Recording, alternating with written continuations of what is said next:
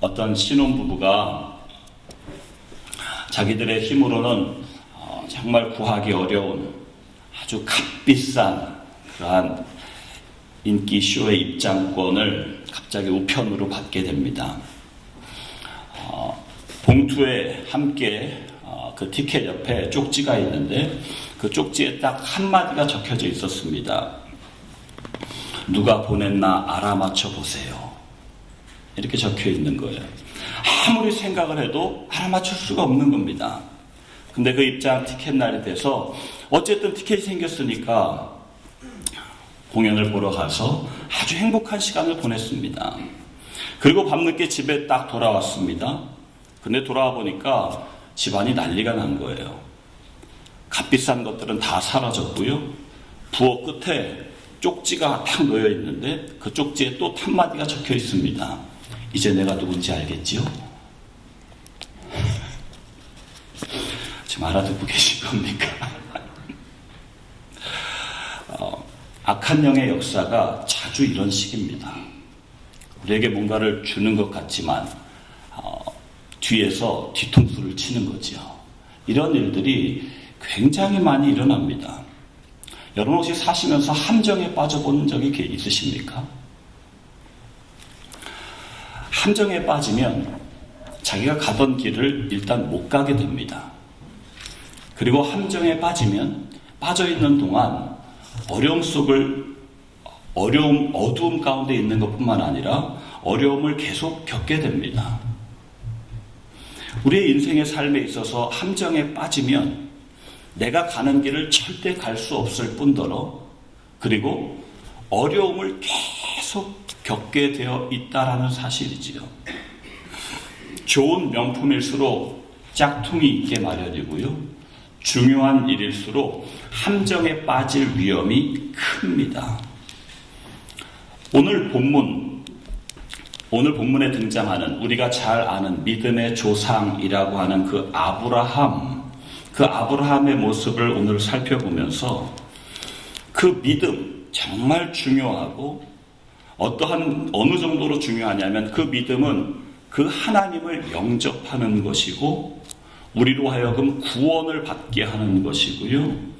살면서 죽어서뿐만 아니라 이 땅에 살면서 놀라운 역사를 일으키는 그 금보다 귀한 믿음, 그 믿음에 있는 그 함정이 무엇인지에 대해서 오늘 배우고요. 혹시 함정에 빠져 계신 분이 계시다면 오늘 말씀을 통해서 그 함정에서 나오고 사시면서 계속 우리 앞에 있는 악한 마귀가 만들어 놓는 아까 계속 그런 식으로 만들어 놓는 그 함정에 빠지지 않는 지혜가 우리 가운데 있었으면 좋겠습니다. 그래서 하나님을 진짜로 사랑하고 이웃을 정말 사랑하는 신실한 믿음의 종들이 되기를 주님의 이름으로 축복합니다. 세 가지 함정에 대해서 같이 나누겠습니다. 첫 번째 한번 따라 하시면 감사하겠습니다. 모두가 있는 믿음. 좀 발음이 어려운가요? 첫 번째 우리 믿음의 함정에 대해서 생각해 볼 것은 모두가 있는 믿음. 쉽게 제가 표현하면 이렇습니다. 우리가 빠지기 쉬운 함정. 마귀가요 막 무섭게 해가지고 교회 가지 마 이렇게 우리를 빠뜨리지 않아요. 우리를 푹 빠놓는 그러한 함정, 어떠한 함정을 만들어 놓냐면 교회 모두가 있고요. 세상 모두가 있게 만들어요. 교인을 상대하는 모드가 따로 있고 가족을 상대하는 모드가 따로 있어요.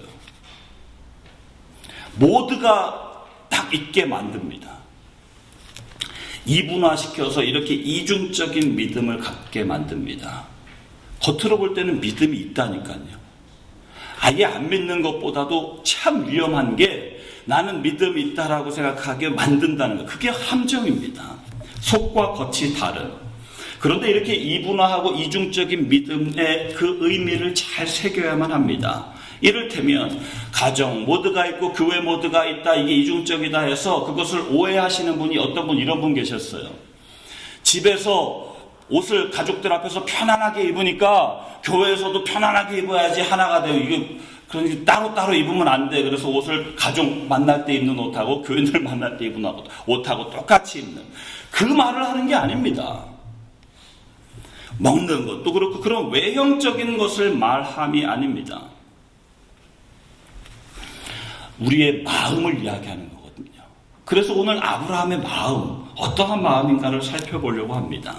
본문의 시작을 보면 어느 무더운 날 여름 마물의 상수리 나무 밑에서 쉬고 있었습니다. 누가요? 아브라함이. 그런데 나그네 3명이, 성경은 분명히 사람이라고 표현하지 않습니까? 그 3명이 갑자기 지나가다가 서 있습니다. 3명이. 그때 당시 그 지역은 대낮에 그렇게 강한 볕으로 인해서 여행을 한다든지 돌아다니는 일 자체가 굉장히 위험한 일입니다. 여러분 요한복음 4장에 우리는 수가성 여인의 사건을 잘 알지 않습니까? 아무도 그 한낮에 물길러 가지 않아요. 위험하니까. 너무 볕이 뜨거워서 쓰러져서 죽어도 아무런 구해줄 사람이 없어서 정말 특별한 사람 외에는 물길러 가지 않습니다. 그런데 그 수가성 여인은 사람이 만나기 싫은 거예요. 사람이 상대하기 싫으니까 그냥 12시 아무도 가지 않는 그 시간에 갑니다. 그 시간에 가니까 어떻게 예수님께서 그걸 아시고 그 여인을 만나주지 않습니까? 그 상황하고 비슷한 상황이에요. 아브라함이 그 3명 한낮에 그렇게 다니던 그 사람을 보고 어떻게 했습니까? 오늘 본문 말씀 읽었는데 2절부터 5절까지의 말씀을 보니까 아주 정성껏 그들을 대접합니다.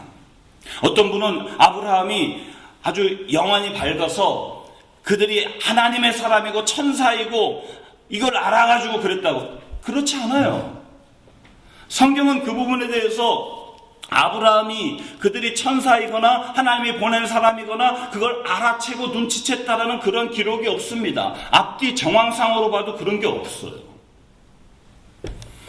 단순히 정말 알 리가 없고 성경도 표현하지 않고 있는 그것은 그 당시 풍습이 지나가는 그러한 나그네들, 특별히 한낮에 그렇게 어렵게 힘들게 지나가는 사람들을 대접하는 것은 그때 당시의 풍습이었습니다. 그 풍습이 지금도 남아있다 그래요? 전혀 이름도 모르고 성도 모르는데 그냥 대접합니다. 유대인들은 고아와 과부를 배려하는 그러한 일들도 전통으로 전하고 성경에도 그래서 추수할 때 끝에 모퉁이도 남겨놓으라고 이야기하죠. 왜요? 나그네들이 그거 지나가다가 먹으라고. 한 번도 본 적이 없는 그 나그네에 대해서 이 아브라함의 마음은 뭐였냐면요. 하나님 앞에 예배 드릴 때의 그 정성을 다하는 마음하고 지나가는 그 나그네를 대접하는 그 마음하고 똑같았다는 거예요. 하나님께 예배 드릴 땐 정성을 다하고 그냥 나그네를 대접할 때는 이거 대충 이거 그냥 한번 이렇게 한 게 아니라 마음이 한결 같았다는 그러한 사실입니다. 성경의 가치는 이렇습니다. 로마서 12장 13절 손 대접하기를 힘쓰라. 그 힘쓰라는 게 뭐냐면 정성을 다하는 거거든요. 마음을 대충 하지 말라는 거예요. 주님께서 심판하실 때에 하신 말씀 마태복음 25장에 우리에게 가르쳐 주시잖아요. 작은 소자에게 한 것이 곧 내게 한 것이다. 오늘날의 믿음 생활을 보면 많은 사람들이 함정에 빠진 것 중에 교회의 모습과 교회의 모드와 세상의 모드가 너무나 달라요. 달라도 너무 달라요. 그래서 썬데이 크리스찬이라는 말이 나옵니다. 주일날 교회 들어올 때 하나님 안녕하셨습니까? 나갈 때는 하나님 안녕히 계세요. 하나님을 사랑하는 것과 이웃을 사랑하는 것을 철저히 이분화시킵니다. 하나님 사랑과 이웃 사랑, 요한일서 4장 20절 말씀에 보면 눈에 보이는 형제를 사랑하지 못하면서 보이지 않는 하나님 사랑하는 거 거짓말이다 라고 성경은 기록하고 있거든요. 그러니까 하나님 사랑과 이웃 사랑은 이분화시키고 이중적 나눠지는 게 아니라고 성경은 우리에게 가르쳐 주세요. 하나님의 축복과 하나님의 공의도 두 개로 나눠질 수 없는 겁니다. 하나예요. 여러분 그러나 한번 제가 지금 드린 말씀을 들으시면서 한번 생각해 보세요. 이렇게 이분화된 모두가 여기 없으신 분 혹시 계세요? 솔직하게. 모두가 없으신 분 여기 계세요? 정말 누군가에게는 정성이 다해지는데 누군가에는 정성이 안 다해지잖아요. 그런 모습, 저만 그런가요? 실제로 마음이 그렇다는 거죠. 그래서 우리는 이러한 아브라함의 모습을 통해서, 이 말씀을 통해서 우리가 해야 될 일이 있습니다. 하나님 앞에 나의 모습이 정말 그렇습니다라고 겸손하고 진실하게 하나님 앞에 나아감이 우리 가운데 필요할 줄로 분명히 믿습니다. 그래야 그렇게 함정에 빠진 사람도 그렇게 겸손함과 진실함으로 주님 앞에 나아가야, 자기의 모습을 솔직하게 다 드러내야 하나님께서 함정에서 우리를 건져주실 뿐더러 그 함정에도 빠지지 않을 수 있습니다. 골로새서 3장 23절 24절, 그래서 주님께서 우리에게 이런 말씀을 하세요. 너는 무슨 일을 하든지 사람에게 하듯 하지 말고 죽게 하듯 하라. 무슨 일을 하든지. 그 무슨 일에 뭐가 빠지겠습니까? 무슨 일을 하든지. 그 말씀이 우리로 하여금 이분화된, 모두가 있는 함정에서 나오게 되는 놀라운 생명인 줄로 믿습니다. 이러한 자유함이 있는 사랑하는 우리 선교가족 다 되시기를 주님의 이름으로 축복합니다. 두 번째, 다시 한번 따라 하시면 감사하겠습니다. 이성 충만한 믿음. 두 번째 빠지는 함정, 우리 읽지 않았습니다. 오늘 아까 말씀드린 대로 이 창세기 18장 말씀 전장을 좀 살펴보려고 하는데 다 읽지는 않겠습니다. 시간 관계상 10절에서 15절 말씀에 보면 이러한 장면이 나오거든요. 사라에 대한 이야기, 아브라함의 아내 사라에 대한 이야기가 나옵니다. 사라는요, 그 나그네를 대접하기 위해 아브라함이 이렇게 준비하라 하니까 그것을 듣고 정성껏 준비합니다. 아브라함은 얼굴이라도 봤지요. 사라는 얼굴도 보지 못했어요. 사라가 음식을 만들면서 무슨 생각을 했겠습니까?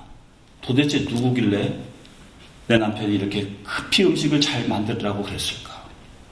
저 사람 도대체 왜 왔을까? 사라가 얼마나 그런 생각 많이 했겠습니까? 마치 우리 인간들이 살면서 도대체 주님은 누굴까? 예수님이 이 땅에 오셨다 그랬는데 왜 왔을까? 이런 생각을 하는 것처럼 사라도 음식을 만들면서 그런 생각을 막 했을 거예요. 그런데 그렇게 음식을 만드는 중에 말을 듣게 됩니다. 10절 말씀, 무슨 말을 듣게 되냐면, 사라가 내년 이맘때 아기를 가질 것이다. 그 말을 딱 들었을 때에 사라가 어떠한 반응을 일으키느냐, 12절 말씀에 보니까 이렇습니다. 사라가 속으로 웃고, 사라가 웃어요. 그렇게 웃었을 때에 그 새 나그네의 반응, 뭐라고 이야기하냐면, 왜 웃느냐? 그 말의 의미가 뭐겠습니까? 왜 농담으로 여기고 왜 믿지 못하느냐? 아브라함과 사라가 나이 많아서 이제 더 이상 아기를 낳을 수 없는, 그러한 아기를 낳지 못하는 그러한 모습 있는 것 아는데, 그러한 자기가 가지고 있는 인간의 이성과 생각, 그것만 가지고 살아가느냐? 왜 하나님조차도 우리가 가지고 있는, 당신들이 가지고 있는 그 이성 안에, 그 전능하신 하나님도 그 안에 넣으려고 하느냐? 라고 하는 것 아니겠습니까? 사라가 웃는 거는 정말 이 땅에 살면서 우리가 이해할 만한 그러한 웃음입니다. 자기와 자기 남편의 가능성을 보면 전혀 아기를 가질 수 없거든요. 그냥 웃으려고 웃은 게 아니라 저절로 속에서 터져 나오는 웃음이에요. 피식 나오는 거죠. 왜냐하면 이성이라는 말 자체의 뜻이 그렇기 때문에 그렇습니다. 사람이 올바르게 사물을 인식하는 능력이 이성이거든요. 사물의 이치와 원리를 알아내는 힘이 이성이에요. 그렇기 때문에 우리가 살아가면서 이성을 무시하면 굉장히 우스운 꼴들이 벌어집니다. 문제는 그 이성을 절대시하거나 그 이성을 신뢰할 때 문제가 생깁니다.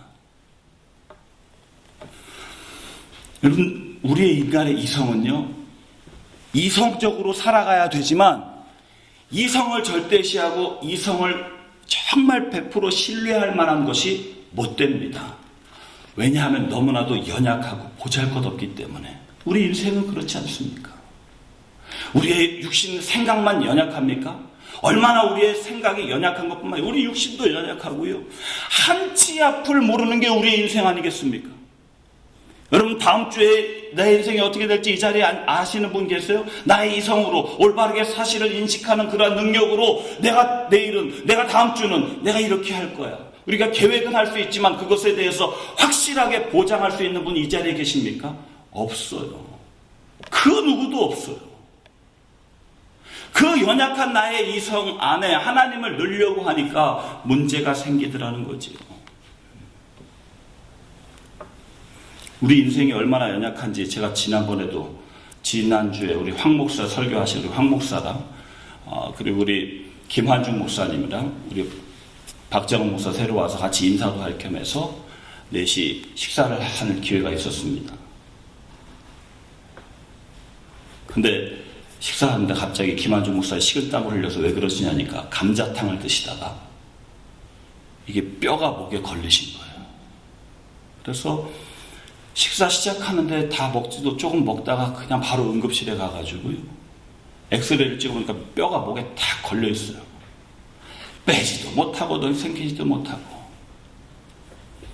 나중에 정말 놀라운 미스테리한 일이 벌어진 것이 뼈가 갑자기 의사를 몇 시간 기다렸는데 의사가 와서 보니까 뼈가 사라졌어요. 아마 엑스레이가 없었으면 그냥 그랬을 거야, 이랬을 거예요. 근데 엑스레이 사진도 제가 가지고 있습니다. 우리 인생은요, 뭐 먹다가 이거 먹고 내가 넘기는 것도 내 능력인 것 같지만 넘기는 것조차도 우리의 능력이 아니에요. 내가 정말 이 사람을 끝까지 사랑할 수 있을 것 같지만 그렇지 못하다니까요. 우리가 그렇게 연약한 게 우리의 이성이에요. 그런데 이성적으로만 그것을 살려고 신뢰하니까 문제가 됩니다. 그거의 함정이에요. 엄청난 함정입니다. 성경은 우리에게 그래서 14절 말씀에 오늘 이 창세기 18장 14절 이렇게 말씀해요. 여호와께 능하지 못한 일이 있겠느냐? 하나님의 말씀을 의지하라는 겁니다. 하나님을 의지하라는 겁니다. 하나님은 100% 신뢰해도 됩니다. 하나님의 말씀은 우리가 정말로 모든 것을 다 거기에 걸어도 괜찮습니다. 우리의 이성은 이성적으로 살아가야 되지만 그것에 100% 신뢰하면 안 됩니다. 신뢰할 만한 것이 못 되기 때문에. 그러나 하나님의 말씀은요 100% 신뢰할 만합니다. 똑똑하게 보이는 우리의 인간의 이성에 전능자를 껴 맞추는 것이 아니라 말씀을 신뢰하고 그 말씀에 씨를 심어서 사는 우리 선교 가족들 되어야 될 줄 믿습니다. 바울은 이 아브라함 사건에 대해서 이렇게 표현해요. 로마서 4장 18절 이하 말씀을 봉독합니다. 아브라함이 바랄 수 없는 중에 바라고 믿었으니 이는 내 후손이 이 같으리라 하신 말씀대로 많은 민족의 조상이 되게 하려 하심이라. 그가 100세나 되어 자기 몸이 죽은 것 같고 사라의 태가 죽은 것 같음을 알고도 믿음이 약하여지지 아니하고 믿음이 없어 하나님의 약속을 의심하지 않고 믿음으로 견고하여져서 하나님께 영광을 돌리며 그 다음 약속하신 그것을 또한 능히 이루실 줄을 확신하였으니 그러므로 그것이 그에게 의로 여겨졌느니라. 그 하나님의 약속을 그거를 그냥 꽉 붙잡았다는 거예요. 여러분 이성 충만하게 살아가는 함정이 아니라 하나님 말씀만 붙잡고 분명히 하나님의 말씀은 끝까지 이루어진다 라는 그 믿음으로 살아가는 우리 선교 가족들 되시기를 주님의 이름으로 축복합니다. 여러분 구약은 할머니가 아기 낳은 이야기다 라고 하는 말이 있고요, 신약은 처녀가 아기 낳은 이야기다 라는 말이 있어요. 말 되죠? 구약은 할머니가 아기 낳은 이야기고 신약은 처녀가 아기 낳은 이야기래요. 여러분들 그 둘의 공통점이 있잖아요. 인간의 이성으로 말이 되는 이야기입니까? 따지고 들어야죠, 당연히. 말도 안 되는 소리입니다. 성경에는 그렇게 우리 인간의 이성으로 말도 안 되는 소리로 가득 차 있어요. 그 두 모든 성경의 이야기를 하나님 말씀에 내 이성을 갖다가 굴복시키는 것, 그 함정에서 나와야 하나님께서 믿음의 역사를 일으키십니다. 하나님께서 우리 가운데 분명히 놀라운 일을 행하십니다. 세 번째, 같이 한번 마지막으로 따라 하시면 감사하겠습니다. 이기적인 믿음. 16절부터 맨 끝절 33절까지의 말씀을 보면 소돔과 고모라에 대한 멸망 계획과 아브라함의 중보기도 사건이 기록되어 있습니다. 세 번째 나타난 믿음의 함정, 살펴볼 것은 이기적인 믿음입니다. 여러분, 우린 보편적으로 거의 대부분 사람들이 이런 생각 가지고 있어요. 남이 하면 스캔들이고 지가 하면 로맨스래요. 남이 교통신호를 위반하면 파렴치한 거고요. 자기가 교통신호를 위반하면 자기는 아주 급한 사정 때문이에요. 남이 새치기 하면 저런 얌체고요. 내가 새치기 하면 아주 운전 실력이 탁월한 겁니다. 남이 공공장소에서 큰 소리로 떠들면 매너 없는 사람이고요. 내가 떠들면 유쾌한 사람이에요. 며느리가 부부싸움하면 이야기합니다. 여자가 참아야 된다. 그러나 자기 딸이 부부싸움하면 아무리 남편이라도 따질 건 따져야 된다라고 이야기해요. 남이 강한 주장을 하면 고집불통이라고 이야기하고, 내가 강하게 이야기하면 나는 뚜렷한 성품이라고 이야기해요. 자녀에 대한 부분도 이런 게 너무 많아요. 우리 인간의 보편적인 모습을 이야기하는 것들이 참 많아요. 여러분, 이것이요, 그냥 삶에서 아니라 신앙의 모습에서도 그대로 다 나타나요. 물론 심각한 문제에 빠져 있거나 위기의 상황, 내지는 정말 사랑하는 가족이나 사랑하는 이들이 심각한 질병에 있을 때에 그들을 위해서만 집중하고 기도하고 마음을 쏟는 것, 그건 당연한 일입니다. 그러나 제가 지금 말씀드리는 것은 보편적인, 나 중심적인, 이기적인 신앙의 모습을 말하는 겁니다. 이 모습이 왜 나타나냐면, 죄를 지은 인간이 선악과를 따먹은 게 무엇입니까? 자기가 선악의 주체가 된 거예요. 자기가 선악의 주체가 됐다라는 말을 다른 말로 표현하면 무슨 말이냐면, 내가 옳다고 생각하는 건 옳은 거고요, 내가 틀리다고 생각하는 건 틀리다는 겁니다. 이게 죄인의 모습이에요. 그러니까 내가 옳은 건 무조건 옳은 거예요. 근데 내가 틀린 건 무조건 틀린 거죠. 학교에서, 가정에서, 직장에서, 교회에서 이러한 모습들 얼마나 많은지 몰라요.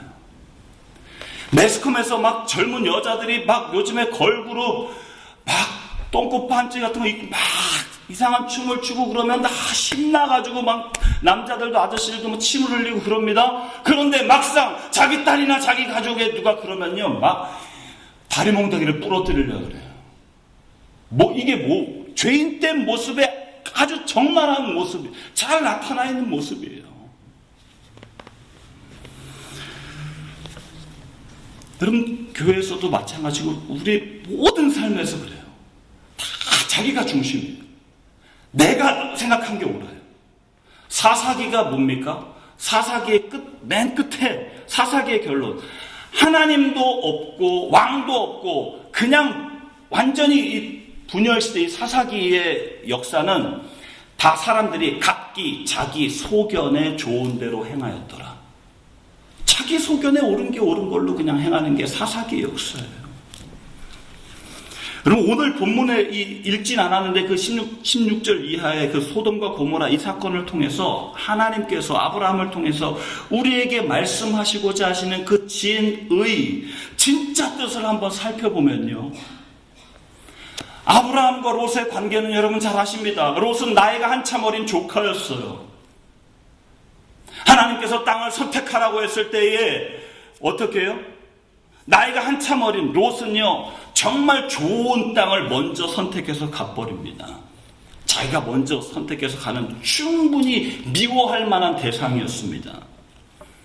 그리고 가서 그냥 잘 살지. 그냥 또 다른 나라랑 문제를 일으켜가지고 아브라함이 또 가서 구해주고요, 막. 골칫덩어리입니다. 그런데 하나님께서 그 땅을 멸하신다는 겁니다. 그럼 아브라함이 어떤 생각을 했을까요? 정말 미워한 사람이었는데, 충분히 미워할 만한 사람이 골칫덩어리예요. 인간적으로 아브라함은 하나님 뜻대로 하옵소서 이렇게 할 수 있었잖아요. 그런데 아브라함이 한 일이 뭐냐면, 22절, 23절에 이래요. 그 사람들이 거기서 떠나, 아까 그 이야기한 그 하나님께서 보낸 그 새 나그네, 천사, 하나님의 사람, 거기서 떠나 소돔으로 향하여 가고, 그 다음이요. 아브라함은 여호와 앞에 그대로 섰더니. 아브라함이 한 일은요, 여호와 앞에 그대로 섰더니, 23절에 아브라함이 가까이 나아가 이르되, 주께서 의인을 악인과 함께 멸하려 하시나이까? 아브라함은 그 소리를 듣고요, 했던 일이 뭐냐면 여호와 앞에 서고 여호와 앞에 가까이 가서 한 일이 중보하는 일이었습니다. 그 성을 위한 중보였습니다. 그 중보 아시죠? 50명, 45명, 40명, 30명 이렇게 해도 의인 있어도 멸할 겁니까? 이렇게 하나님과 계속 마치 딜하는 것처럼 해서 하는 그런 모습들. 그런데 하나님께서 그 모습을 통해서 우리에게 지금 하시고자 하시는 하나님의 그 뜻을 좀 생각해 보고자 합니다. 그 아브라함의 그 마음이요, 마음. 그 아브라함의 그 마음 때문에 하나님께서 이 창세기, 저는 개인적으로 창세기 이 사건 다음에 창세기 19장에 나오는 창세기 19장 29절 말씀이 얼마나 저에게 은혜가 되는지 몰라요. 하나님이 그 지역의 성을 멸하실 때, 곧 롯이 거주하는 성을 엎으실 때에 하나님이 아브라함을 생각하사 롯을 그 엎으시는 중에서 내보내셨더라. 아브라함의 마음이요, 단순히 자기 롯을 위한 것이 아니라 그 성을 위해서 중보하는 그런 아브라함의 모습.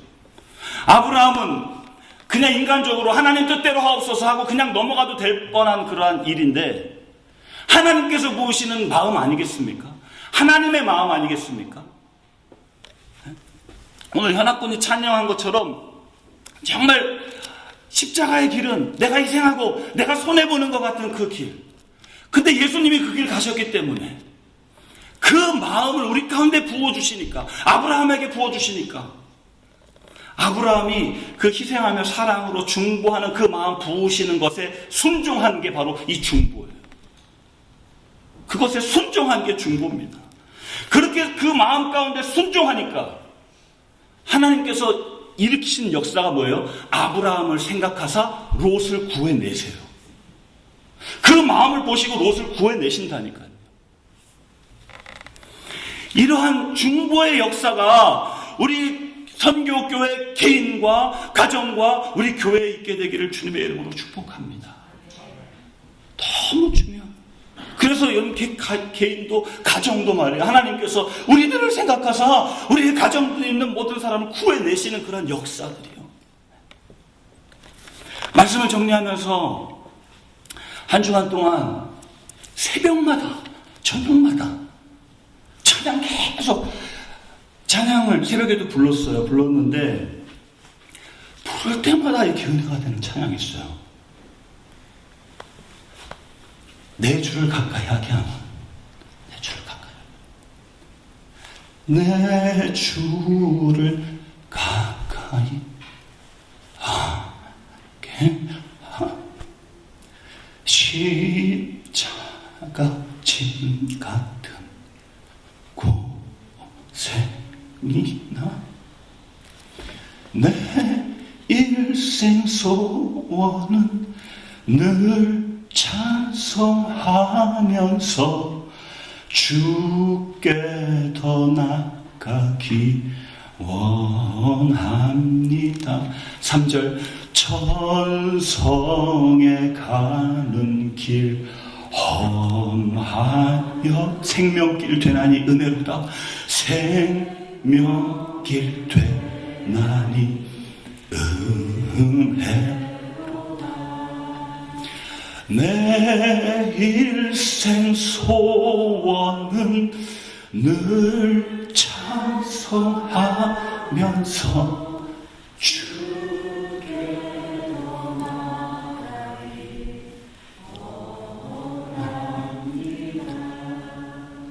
아멘. 하나님께서 보시는 은혜가 우리 가운데 있게 되기를 간절히 바랍니다. 기도하시겠습니다.